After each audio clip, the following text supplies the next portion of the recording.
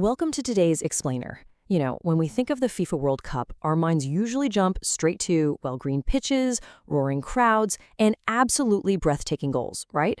But the history of this massive tournament is actually so much more than just a game played on a field. It's a literal true crime saga.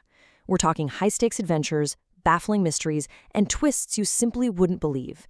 Today, we're tracking the unbelievable, entirely true journey of the original World Cup prize.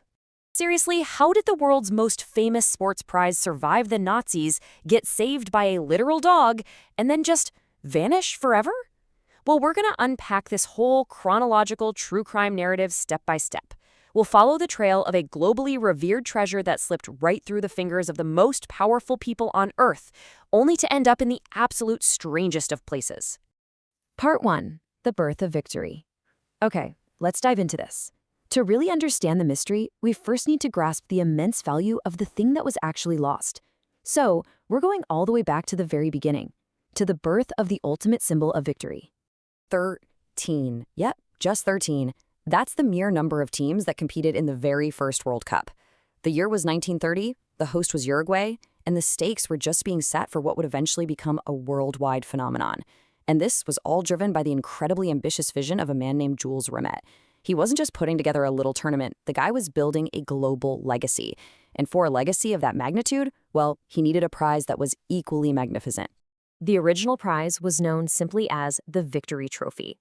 It was meticulously modeled after Nike, the Greek goddess of victory, not the shoe brand, and created completely under Jules Rimet's vision. It was a stunning piece of art, a golden treasure that captured the world's imagination. But as you can probably guess, when you create something of immense beauty and obvious value, it inevitably becomes a massive target. Part 2. Second World War. As the 1930s gave way to the 1940s, the dark shadow of the Second World War fell over Europe, and the tone of our whole story takes a very tense, dangerous shift. Suddenly, the grand prize of world football was in grave danger. During the utter chaos of the war, the Nazis actually set their sights on grabbing this golden treasure. But no joke, it was saved by sheer human audacity. An Italian football official named Ottorino Barassi took it upon himself to protect the trophy. He guarded this thing more fiercely than his own life. And where exactly do you stash the most coveted sports prize on the planet? In the most mundane, unsuspicious place imaginable. He secretly hid it inside an old shoebox, shoved right under his bed. I mean, wow, it survived the greatest global conflict of the 20th century, hiding amongst dust bunnies and old shoes. Let's move to and see how this builds, from its grand debut in Uruguay back in 1930 to that miraculous survival out in a shoebox during the 1940s.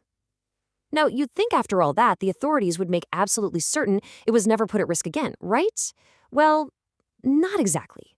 By 1966, the trophy was suddenly highly vulnerable in London. Turns out the real danger wasn't in the wartime 30s or 40s, it was waiting right there in the swinging 60s. Part 3, 1966, London Heist.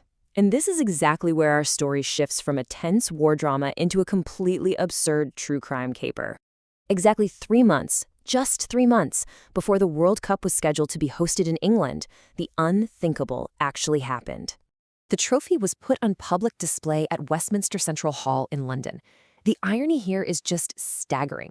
A globally prized possession, a literal treasure that survived the Nazis, was snatched away by two local London gangster brothers, Sidney and Reg Kugelera. And their motive? Why did they do it? Purely for the thrill. They just happened to notice that the security around this priceless, world-famous artifact was shockingly weak. So they walked right in, took it, and vanished. Poof. This disappearance created an absolute worldwide sensation and massive, massive panic. Scotland Yard was obviously on the case. But get this. While elite police and top spies were totally and completely baffled, turning all of London upside down, running down totally false leads, and dealing with fake ransom notes, the real hero of this huge international crisis wasn't some brilliant detective. Nope, the real hero was literally just out for a casual walk. The absolute savior of the FIFA World Cup was a small dog named Pickles. I'm serious. While out for a stroll with his owner, Pickles was just sniffing around some bushes in a garden and uncovered a mysterious little package wrapped up in an old newspaper. And inside that crinkled newspaper, the magnificent original Jules Rimet trophy. Thanks to this tiny dog's miraculous nose, the World Cup went ahead perfectly as planned, and the England captain proudly kissed that original trophy when they won the whole tournament in 1966. Unsurprisingly, Pickles became an absolute global icon overnight. Part 4, Final Theft in Brazil. Sadly, our explainer doesn't end with a happy dog and a cheering crowd. We have to take a somber turn now, moving into the final, significantly darker chapter of the trophy's incredible journey. So here's a crucial piece of context. There was a specific rule established by Jules Rimet himself. The first team to win the World Cup 3 times gets to keep the trophy. Forever. In 1970, the brilliantly talented Brazil squad won the tournament for a historic 3rd time. Because of Remet's rule, Brazil was awarded the right to keep the original piece permanently, and it found its supposedly forever home in Rio de Janeiro. But then, in 1983, disaster struck yet again. A criminal mastermind named Sergio Peralta, along with his accomplices, managed to steal the trophy straight out of the Brazilian Football Confederation office. And this time, there was no Pickles. No hero dog came trotting to the rescue. The trophy was just gone. Now, what's really interesting about this is the aftermath of that 1983 theft. For decades, a very specific myth has spread like wildfire.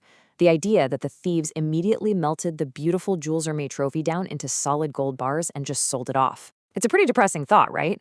But the reality is actually quite different. Dedicated researchers have pointed out that the original trophy wasn't even solid gold, it was gold-plated silver. Because of that specific chemical composition, melting it down into pure sellable gold bars would be highly unlikely and practically extremely difficult. So this investigative reality leaves us with a tiny, agonizing glimmer of hope. Part 5. Unsolved Football Mystery.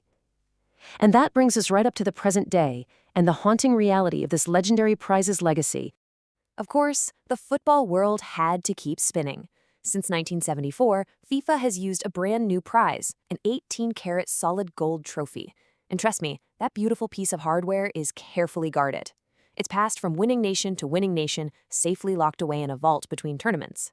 But the original victory trophy, the Jules Rimet that survived a world war in a dusty shoebox and was rescued by a very good boy named Pickles, it remains a ghost, an elusive, totally missing piece of global heritage.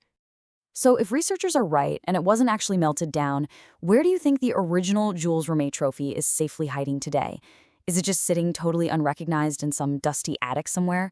Or maybe it's the centerpiece in the private collection of some secretive billionaire? You know, sports history is so often stranger and way more thrilling than fiction. Keep your eyes open, folks, because the ultimate prize in football is still out there somewhere, just waiting to be found. Thanks so much for joining me on this explainer, and keep exploring the mysteries of the past.